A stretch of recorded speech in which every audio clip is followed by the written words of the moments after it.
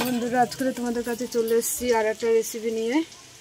তো আজকে আমি বানাবো ফুলকপি, কাঁচা লঙ্কা, কাজু বাদাম, পোস্ত দিয়ে ফুলকপির রেসিপি। তো চলো ভাপিয়ে নেব। জল বসিয়ে দিয়েছি, তো ভাপানো হয়ে গেছে, আমি তুলে নিলাম।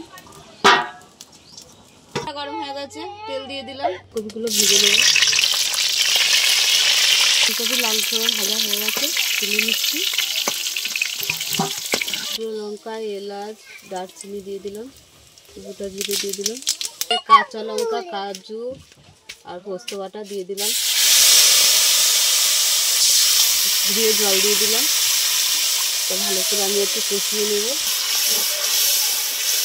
লাল লঙ্কা দিয়ে দিলাম, হলুদ দিয়ে দিলাম, স্বাদ মতো নুন দিয়ে দিলাম, জিরে পাউডার দিয়ে দিলাম, ধনে পাউডার দিয়ে দিলাম। ভালো করে কষিয়ে নেব। মশলা থেকে তেলটা ছেড়ে দিয়েছে মশলা, তো কষা হয়ে গেছে মশলাটা। তারপরে ফুলকপিগুলো দিয়ে দেবো। তো আন্দাজ মতন একটু জল দিয়ে দিলাম। শীতের ফুলকপি এখন খেতে ভালো লাগে, যেমন করেই রান্না করো খেতে দারুণ লাগে। চাপা দিয়ে দিলাম, ঢাকাটা খুলে দিলাম।